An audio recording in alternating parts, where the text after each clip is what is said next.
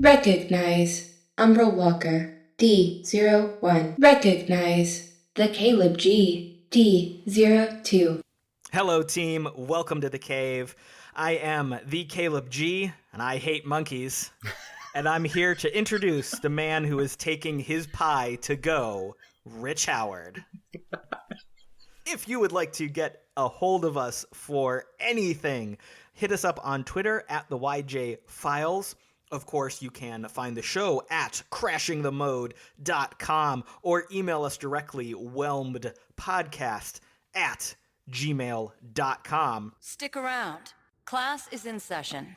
And with all that out of the way, I think I will throw it back to you, Rich, for our Hello, Megan. Hello, Megan. The title of this episode is Schooled. It's episode 5. The release date was February 4th, 2011. The in-episode dates cross over from August 3rd to August 4th. The director was Michael Chang, and the writer was Nicole, I'm going to pronounce this wrong, Dubuque? Sorry, Nicole. I don't know. Loved your episode, though. Please don't be upset. If you would like to tell us how to correctly pronounce your last name, Nicole, come on the show. Correct us in person. Please email us, whelmedpodcast@gmail.com. Tell us when you can appear to tell us how to correct your name and talk about your amazing episode with us. So let's get into our mission briefing here, Rich. Take it away. Just in time for your next mission. So the pre-credit scene is actually this. I talked a little bit about last episode. I think it's this pre-credits scene that really made me hammered to me that the writers were taking this show to something very special. And this pre-credit scene, there is an accident on a bridge in Metropolis, puts a bus and some other cars in danger. Bruce Wayne happens to be in a Metropolis version of a Wayne Tech building, overlooking the incident. And he almost gets dressed up as Batman to go help when Superman shows up, kind of secures the bridge and that kind of thing. But Superboy also shows up, but he shows up in a super leap and lands on the bridge. Kind of nearly destabilizes it, really. Superman has to secure it. And then after everything's stabilized and the bus is saved, Superboy and Superman have this beautifully awkward moment where Superboy basically reluctantly asks Superman to help him with figuring out the extent of his powers. And Superman is uncomfortable in an interesting way and takes off to help with a major emergency that plays into the rest of the episode. The scene ends with Bruce calling Clark from the Wayne Tech building and telling Clark, we need to talk. And then from there, we get back to the cave. Superboy is having a hard time processing this interaction with Superman. Black Canary shows up with Red Tornado, and she is talking about how she is at the cave to begin their combat training. There is a little bit of a sparring with Wally. We get some bad jokes from Wally, and he gets summarily kicked in the butt. Beaten, yes, by Black Canary. Superboy actually starts to storm off, saying he doesn't need any training because he is a living weapon. And especially since Canary doesn't have superpowers. Well, not fighting superpowers. She's just a really skilled martial artist. But then she kind of goads him back into fighting, and she just wipes the floor with him. Yeah, wipes the floor with Superboy, and several times. Yeah, and then they're face to face when Saved by the Bell Batman calls in and informs a team that the Justice League just spent 4 hours fighting an android, which was the emergency that Superman got called off to in the pre-credits scene. DC fans knew who this android was pretty much immediately because they used a very classic old school version of this android. We'll talk about in a minute. Speculation was made that the android was built by Tio Morrow, since we've already had a nod to Tio Morrow in that previous episode with Twister. But then it's actually stated that it's probably more Professor Ivo, who the team and the Justice League apparently believed was dead. This really leads into it gives a lot of depth again to the universe, that it's been an active live world the story is being told in before we start watching. The team is assigned to protect 2 trucks. They've split the android into multiple pieces, and they have 6 trucks heading in different directions. 2 of those trucks have the parts, and they're going to 2 separate Star Lab facilities, one in New York, one in Boston.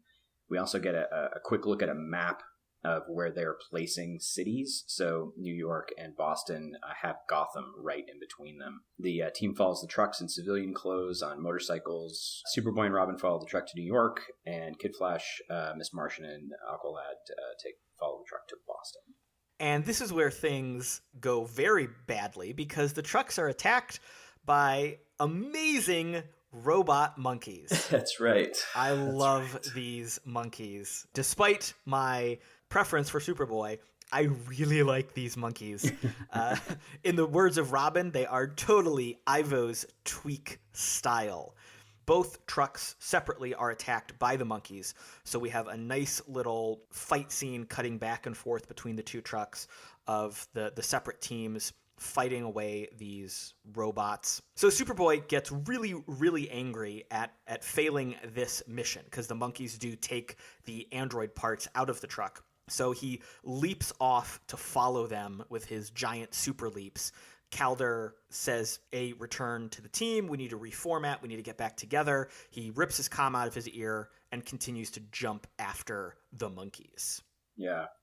I mean, multiple times he's lost today. Lost socially to Superman and then to Black Canary, and then monkeys blinded him, and he hates monkeys to start with. Not a good day for Superboy.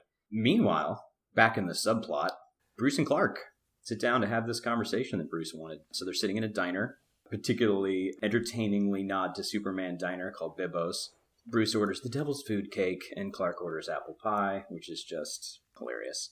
But here's the thing. When Bruce Wayne sits you down to have a conversation about parenting, you know you're having a bad day.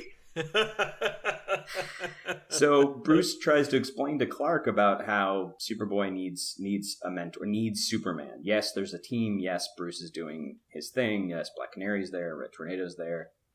But quote unquote, the boy needs his father, Bruce says. And Superman is really upset about that statement. I am not his father. And gets up and takes his pie to go, like any good superhero should. And at this point, we cut back to the team. Robin has figured out that the monkeys have a GPS tracking locator on the android pieces. So he hacks in, grabs that GPS signal, and figures out that the pieces are going to Gotham. In fact, his high school. He relays this to Calder. Calder says he and Miss Martian are going to take a little bit of time to get there. So Calder says Robin and Kid Flash need to zip off as quickly as possible. But then we cut over to Gotham. The android, now reassembled as Amazo, is beating the living bejesus out of Superboy.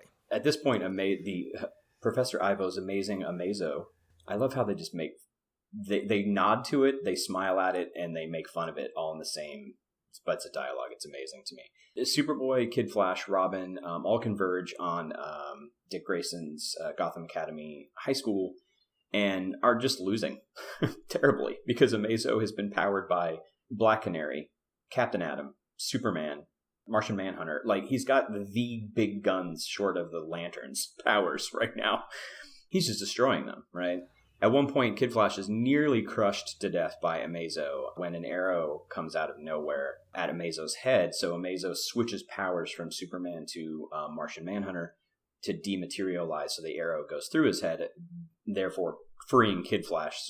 Ivo shows up to gloat, and he actually made a nod in this too, like, you know, I don't normally come to these things, but I wanted to see this play out, kind of a thing. And so he shows up, and partway through the fight, Superboy finally, after losing yet again today, remembers what Canary said and what Canary was trying to teach him, which is sometimes you're going to be fighting somebody who's stronger, better, faster than you. You need to put the fight on your terms. Instead of going straight at Amazo, which is not working, he switches the fight, plays on his own strengths, pun intended, and starts attacking Ivo, which puts Ivo on the defensive, which puts Amazo on the defensive, trying to catch up with Superboy, trying to stop them from hurting Ivo, which switches the energy of the entire fight and helps everybody win. And even Kid Flash is like, Superboy has gone berserk again. But I love that Robin's like, no, this is different. Like, he is, but he isn't. Let's see what he's doing, and let's go with it. Right? I love that bit of teamwork and intuition. And after Superboy turns the tide of the battle, eventually they essentially trick Amazo into using the dematerialization power, and Superboy zips over, putting his fist where Amazo's head will be after he rematerializes, thus shattering it and blowing it off. So they win the day. Ivo does escape, of course. And we cut to a little debrief at the cave. There's a nice moment where Batman is actually praising the team for a job well done, which I really liked there. And we end the episode with Superboy actually demonstrating a little bit of character growth, and he talks to Canary that he's ready to train, ready to listen, ready to work with her. Yes, I love it. And that's a thing we'll get into. Actually, we might as well get into it right now because we're going straight into feeling the Aster because I'm feeling so much Aster in this episode. Superboy, are you alright? I'm fine. Feeling the Aster. Funny enough, this episode's where that phrase comes from. So I had some friends of mine who I got to watch the show. And in the first few episodes, one particular friend of mine was like, all of these kids, all of these characters are kind of jerks, right? And Roy, not a character you really just want to snuggle up with. I'm sure someone does. Well, I don't. Maybe somebody does. Yeah, Kid Flash and Aqualad and Robin have a rapport, which is good. But then when you start introducing the new characters, Kid Flash becomes kind of jerky, particularly with some of the weird jokes that he had in Welcome to Happy Harbor, things like that. So I can kind of see that, but I encourage everybody to keep watching because it's scenes like this. It's episodes like this where you get to see that character growth happen. It's a little bit on that border of long form kind of Japanese animation storytelling. Really, it's this balance between American storytelling styles and more kind of Eastern storytelling styles, which I really, really like. Give it a little time, be entertained while you're watching, but then you really get the payoff as things move on. And it's only episode 5 of 26, so it's not really that long form storytelling. Having said all that, the pre-credit scene between Superboy and Superman is a piece of pure gold. It's the scene where my wife turned to me and said, "This show is something else, right? Like this show is tackling something else." My wife is a teacher, specifically a special education teacher in high school. So to see this kind of a dynamic being played out for a teenage character really kind of resonates with her because she sees lots of dynamics with her kids. This scene shows Superman's reaction being the most human and flawed that I've seen him in a long time, all while keeping the heart of the character alive. He still wants to do good. But this is not a normal situation. I'll talk a little bit more about that in detail during the Canary Debrief because I want to talk about that from a storytelling standpoint. I'm gonna bite the bit because I'm gonna go off on it in the Canary Debrief. So let's just do that because it's all about Superman and about how to stick to the heart of a character and get it on the screen and do something different with it. Well, I also liked in this opening scene the fact that Superboy is really trying to help. He just isn't good at it yet. Right. Yes. You can see where he wants to be the hero. He has to make that choice between am I going to be a weapon or am I going to be a replacement for Superman? And in the opening scenes, he's trying to be one and it goes so badly, he starts swinging toward the other side. He runs in to try to be helpful. He actually causes more problems. Luckily, Superman is there to save the day. So there's that whole dynamic of I'm trying to help but failing. Oh, and the guy that just saved my bacon is this huge source of all my personal problems. And there's that moment in this interchange where Superboy actually gets angry that Superman is kind of yelling at him, right? But then there's that shift emotionally, and you can just see it on his face. And the fact that I'm talking about seeing it on his face of an animated cartoon. Yes. Yes. Yes, they do so much of that. And I've mentioned this in the previous episode, I think. Like, the writers know the most important part about storytelling, and that's what not to say. So that scene where he's like, Superman's like, we don't know the extent of your powers. And then Superboy softens. You can see it. You can hear it in his voice. Man, it's perfectly acted. It matches his face where he softens and he's like, well, maybe you could help me with that. We haven't seen Superboy reach out like that since the very, very first episode.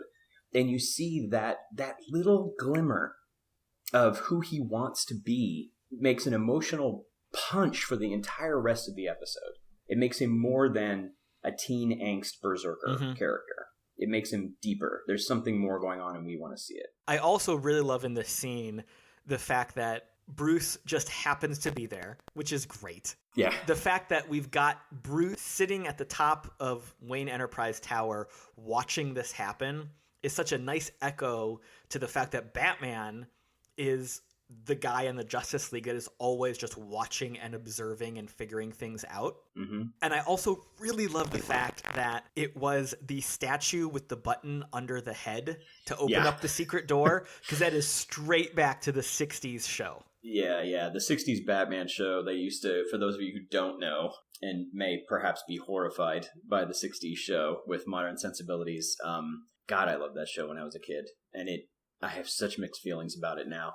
Anyway, the way they would get into the Batcave is they would flip up a head of William Shakespeare, and there would be a red button, and they put that on the desk of Bruce in the Wayne Tech building, and I can't help but have that, just smile at it, being like, okay, that's sweet. That's, again, it's a nod to the love of the full history of the character, right? The silliness, the darkness, the everything trying to balance out in this version of Batman. And speaking of nods to older things, why don't we move on to Amazo? Oh, yes, please. I love that the animation team and the writers chose to go with the old school look of Amazo. We've seen it in some other animated movies recently, actually. But from a writing standpoint, it makes more sense having it be the nanite, like T-1000 Terminator version that they showed in the Justice League, where he can physically morph himself into things and duplicate and reprogram himself. And that was a nod to Justice League Unlimited. That was a brilliant storyline with the Amazo android there. But there's something classic about this look of Amazo. It looks so, I don't know how to describe it, like beautifully silly, like such a nod and throwback to the classic and original. And it also makes it so that when you first see him, you massively underestimate what this android can do. When he starts going, accessing Captain Atom, you're like, oh no, that's not going to go well at all for anybody. I do also like that they did this accessing thing. He may be able to have all the powers, but it kind of gave almost like a hint that he can only have one at a time. And that's better. That's something that's, from a storyline standpoint, is easier to deal with when you're looking at a fight scene, right? It's this Ultra Boy from, actually probably no one knows Ultra Boy from the Legion of Superheroes back in the day, the 30th century DC heroes. Ultra Boy had all the powers of basically Superboy, except he could just have one at a time. He could either be super strong or invulnerable. He could either be fast or have, heat vision or whatever. But this allowed him to have a lot of powers, but also made it so tactically the scene and the combat could be broken down tactically. They could figure it out. He couldn't be both invulnerable as Superman and have the phasing power of Martian Manhunter, which is what they figured out to win the fight. I really like the retro style that they went with for Amazo. I think that Amazo as an enemy, as a villain, is one of those kind of silly characters. Oh, he's a robot that somehow mimics everyone's superpower. There's that level of disconnect where it just doesn't make sense. How does technology work to mimic super speed and Captain Atom's atomic powers and Black Canary sonic powers? But it doesn't matter. It becomes inconsequential because the show carries it so well. Yeah, I agree. It just works. Somehow they made it work while nodding to and recognizing this is classic old school DC kind of silliness, but somehow they just made it work. And they also made it terrifying. Absolutely. They made Amazo from a silly android robot villain from the old school golden age to a formidable foe for not only the Justice League itself, but the team. Mm-hmm. And it was scary. It wasn't it's a pushover villain. Right. No, this is kind of the first really huge threat that the team faces. Right. And they lose many times to yes, it. They do. And here's the other thing, too. The more I think about it, the more I watch this episode, the more I understand that he is the absolute perfect villain to use at this point. There is no bigger contrast than a single villain with all the powers of the mentors that the team has to show the contrast between the power levels. You have Superman and Superboy. You have, Robin getting his butt kicked because, what can you do? You can do the best. You got to think your way through it. right? He's got the power of Flash, but, Kid Flash is there. But we already know that Kid Flash is slower. So it's this thing where you get to see the team have to think their way out of a fight with someone who can take them all if you go toe-to-toe with them. That makes it a strategy. That makes it a thought. It makes them working together as a team be the reason why they win that fight. Absolutely. And let's take that transition. Speaking about teams, let's jump back to Canary real quick. Because she is instrumental in making this team a functional team. Please. I love Black Canary as a character. Mm-hmm. I love this version of Black Canary a lot. Yes, absolutely. Please, more Black Canary like this. She's a crucial character to Young Justice, period. And she's not in that many episodes. But the way that they write the symbiosis of all of these characters and the interaction of this massive ensemble cast, this Black Canary is combat savvy. She is tactical. She is physically strong. She is mentally strong. You see this strong hero. Yeah, she's female. Yes, female hero. Yes, but a hero, period. But she still has the compassion of a hero, of what a real DC hero should have. She went toe-to-toe with the team against Amazo, came back with bruises, cuts, and bandages. But when she got back, you can feel that she genuinely wants to see these kids move forward. Like, she wants to train them so that they know how to do the job appropriately. But then later on in the series, we see her do way more than that, which is why we have a section called the Canary Debrief. Because Canary dives deeper, and she's there for the kids in a lot of different ways through both seasons. I love this version of Black Canary. Something else great about this episode are those magnificent monkeys that Professor Ivo made. I think my favorite part of these was that he clearly just wanted to make robot monkeys. Yeah, absolutely. And then had to figure out some crazy way to justify them with a goofy Golden Age acronym name. Mobile Optimal Neural Quotient Infiltrators. Which makes no sense whatsoever. No, not at all. Yeah, absolutely. And again, they have this scene where Professor Ivo, he's in a train car. It's being really creepily, lit by the green, eerie glow from all the monkeys. And Amazo's there. And he's like this short little guy with he's got suspenders on and like a bow tie. And he just looks as dorky as he should look. Except he's somehow super creepy at the same time. And he nods to his own silliness. After all the trouble I went through to find an acronym for monkey. Again, you get this nod to the old school DC silliness while also modernizing them and making them kind of horrifying, actually. And some of the things he says and does later in the season 2, I don't know. You do not want to underestimate this guy. He's unpleasant. Related to the monkeys, a little bit later in the scene, actually, no, I think it was before, when Superboy is first fighting them on the truck. Yeah. And they blind him. Oh, yeah. There's this great moment where he's kind of flipping out because he got blinded. He doesn't know what's going on. But we see him focus in with his super hearing. Yeah. It's really quick. It's a subtle little moment where he realizes that he can use his other super senses to still figure out what's going on and be part of the fight. And I like that because it's just a quick little nod to he's developing. He's learning how to tactically use this wide array of powers he has. Right. Rich, you said it a little while ago. I'm going to say it again here. A lot in this episode is about Superboy developing and learning. Mm-hmm. And we see it for the whole series. We see it for the entire first and second season. Yep. But this is one of those fundamental beginning starting kernels of this concept. Right. It nods back to Drop Zone, where he's overhearing Bane speaking Spanish. And you can tell, the smile on his face tells you he understands, which makes you wonder, right?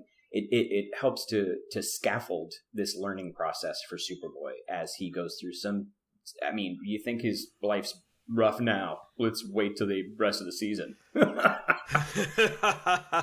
We find out even more about Superboy and what kind of broken stuff he's got to deal with in his head. Poor guy. I love Superboy. Now, I know there's one more point we want to bring up here in our Feeling the Aster. I know it's about Robin. I want to let you take this one, Rich. Yeah, it's just this great again, team building, family building moment where Superboy and Robin, before the monkeys attack, they're on their motorcycles, they're following the truck, and Superboy's pissed. And it's a scene where Robin brings up, does that mean that, Aster is the opposite of disaster? And then Superboy is just angry, and he's like, clearly you're not feeling the Aster. And so it gives this character development moment. This is what I was talking about with my holy trinity of character development, giving information, and moving the plot forward. In this scene, you have this conversation between Superboy and Robin that develops character, moves the plot forward, and gives information. Superboy's pissed. Who is Black Canary to be teaching combat skills to a guy with super strength? And Robin reminding him, this is basically what I live every day. Every day. I am a 14-year-old boy fighting people like Killer Croc. This is what I have to do, and it's part of the job. And fighting guys and women, devastation, with more strength is part of the job. And I think Superboy hears him. You know what I mean? Like, he has so much respect for Robin as a character. I think it's a seed that gets planted and that blossoms later in the episode. I think it helps with what Black Canary was already trying to do with him. And he gets pissed and he gets angry because then basically he's being told, like, yeah, you were trying to be a hero. That didn't work out because Superman rejected you. Now you're swinging to the other side, because I guess you decided you want to be a weapon. And then basically Black Canary and Robin saying, like, yeah, and you're not going to be any good at that either. Because you're still going to fight guys that are stronger than you and better than you and faster than you. So basically, what I hear Superboy in his head hearing is, you're worthless on all fronts, buddy. You suck. Oh, look, and now monkeys are going to kick your butt. And then Amazo's going to kick your butt. And then all of these things where he is basically in the gutter. And he can't go anywhere but up. And he has to let all that stuff go and start hearing what people are saying. I can hear people listening to this show going, man, Rich, you're overanalyzing this. This is what I'm doing when I watch a show like this that's this good. I can see on the face, I can hear in the conversation what's happening, what's building, what's moving forward. Whether the writers did these things on purpose, like intellectually on purpose, or whether their intuition was just so on point for character development like this, I don't know, and I don't care. But this is what's happening, and this is what I want to see in a show. I want someone to dig deeper and to take a moment to love on these characters and get in their heads. And speaking of analyzing things and getting into people's heads, let's just go right forward into our Canary Debrief. Stick around. Class is in session. Rich, you've talked about a lot of the stuff already. Take it the rest of the way home. Okay, guys. I'm up on my soapbox again. I don't know if we ended up cutting it from the early episodes or not, but there's almost nothing that bugs me more than hearing somebody say that you can't tell a good Superman story because of his powers. I had a conversation with a relative of mine who doesn't read comics. He just said, hey, who's your favorite superhero? I said, Dick Grayson. He said, I don't know who that is. I said, it's the first Robin. He becomes Nightwing. And he was so confused. His comeback was, Robin? Why would you like Robin? Why don't you just like Batman? They're the same. So 45 minutes later, he understood exactly why Dick Grayson and Bruce Wayne are not the same. And why, when people love these characters, it's not about the powers. That's typically someone coming from an outsider view, you can tell, haven't read a lot of comics or are a big comic fan when they assume that it's the powers. Maybe when you're 8, it's the powers. But, as I've said before, man, people don't love Spider-Man because arachnophilia is a thing. No, they love Spider-Man because they love Peter Parker. And this is what I want in this story. This is why this story of Superman resonates with me and I like it. Because it hurts. It's not because he's invulnerable that you can't tell a good story. It's because you don't get into the head of who he is. Comic series for Superman like American Alien and stuff like that are just so good because they talk about who he is and who he was, right? He has a painfully human reaction to Superboy. Is it a good one? No. Is he a good dad, quote unquote? No. But this isn't about somebody who had, had a fling and then had a child and then ignored the child. Superman is dealing with the fact that he didn't get to make any of these choices. In this case, I see him as purposefully avoiding human relationships. We don't see Lois in this series. He's purposefully avoiding human romantic relationships because he doesn't know what he's supposed to do with that. And now, even though he's made that sacrifice where he can't be that close to someone in that kind of way, he now finds out that he has the responsibility of a 16-year-old boy that, some villain organization grew for him, he doesn't know what to do with that. He has no idea what to do with that.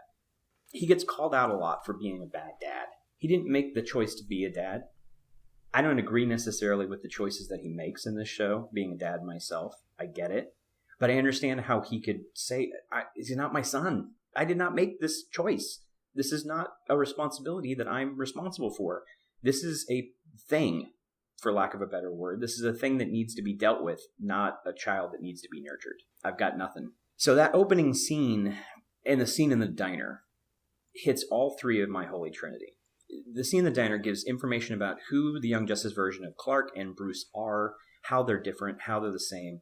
That Bruce is, in this version, is actually, I don't know if I'd call him a good dad, but he's certainly different than a lot of some of the other versions of Bruce that you see in other comics. To the point where he is lecturing Clark about parenting. It's just the way you get the heart of those characters right and turn them just a little bit to show like some of the shadows or some of the light in characters that you wouldn't expect it to.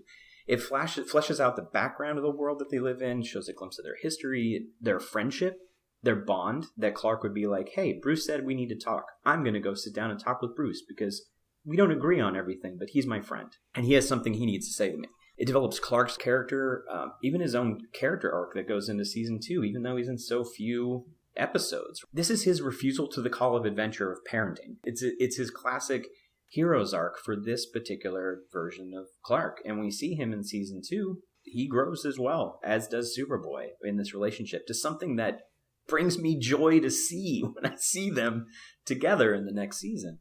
It moves the plot forward by establishing that Superboy is going to have to make a choice on his own about what he will want to be, either a weapon or a hero. He doesn't do it because somebody else tells him to. He can't, because no one will tell him what he's supposed to do. And that's what you do with a character in a show, particularly a show about sidekicks. You don't make the show about sidekicks and then have all of the Justice League tell them what they're supposed to do. You let these characters make the decisions for themselves. That empowers them for their character growth. Do not have supporting cast characters in your novel. Do not have NPCs in your story. Take over the scenes. Tell characters what they're supposed to do. Don't do it.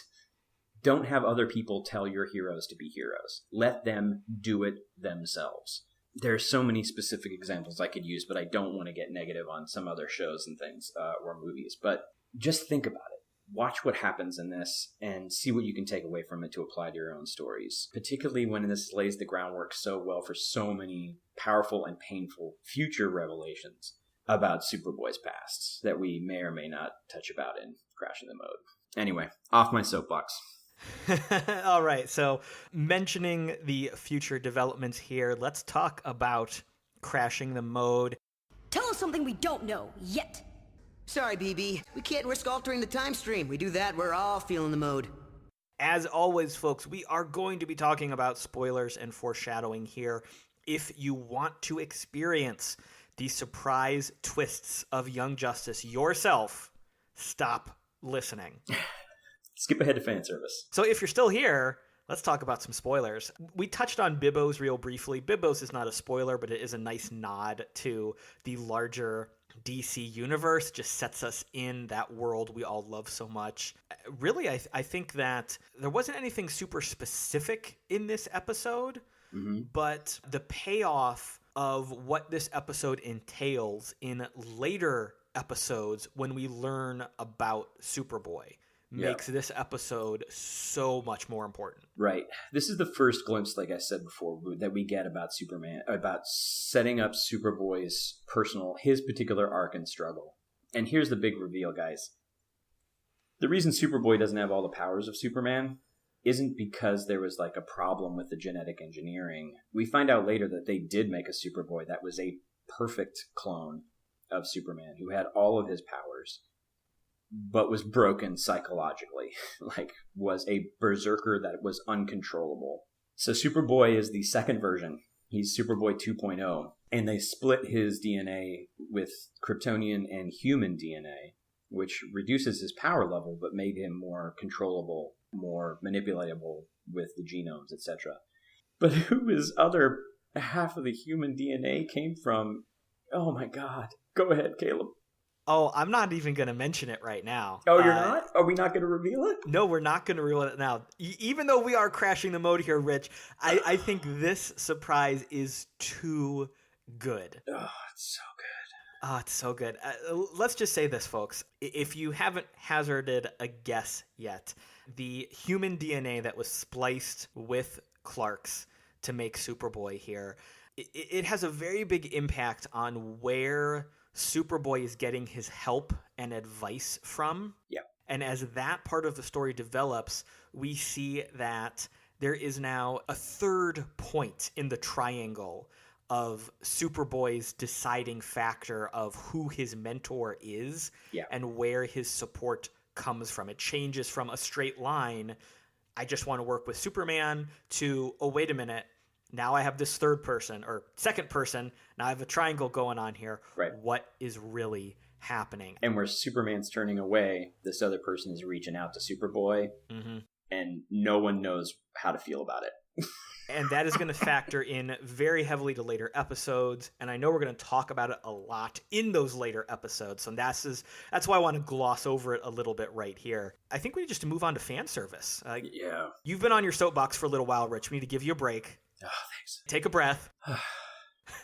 What's some good fan service for this week? We can't go too far into the show without giving a shout out to the Young Justice Wiki. We use it a lot. Episodes, breakdowns, directors, writers, everything that you could possibly need with links on it is fantastic. I apologize to whoever is running that wiki. I don't know who you are. Thank you for the wiki. But we'll have a link to it in the show notes and on our website at our resources page as well. And of course, also on our website, crashingthemode.com, we are still featuring new fan art every single week. So make sure you are checking that out and looking at the artists that we will be linking to. If you are an artist, if you are part of the Young Justice Wiki, if you are doing something cool about Young Justice, please get a hold of us and we will have a chat about how we can feature you, put your art up there, get some links to whatever you're doing. We love this show more than maybe anybody, so we want to talk to the other people who love the show just as much so we can create an awesome community here about Young Justice. All right, and with all that out of the way, I think it is time to head out of the cave and wrap up this mission. Everybody, thank you so much for listening. We appreciate you giving us a chunk of your time today. And as always, make sure you feel the Aster. That's right. And also, don't forget, hashtag keep binging YJ. Keep watching the show on Netflix and stay whelmed. You've been listening to Whelmed, the Young Justice Files podcast. Our computer is voiced by Madison Ray. Our theme was composed by Emily Mio. Our logo was created by Kevin Bates. Whelmed is a fan-made podcast and is not officially affiliated with DC Comics, DC Entertainment, Warner Brothers Animation, and any other owners of Young Justice or its related source material. As such, these companies have sole ownership of all symbols, images, names, logos, and proprietary material related to Young Justice. Original content of this podcast is ours under Creative Commons. Thanks for listening, and stay whelmed.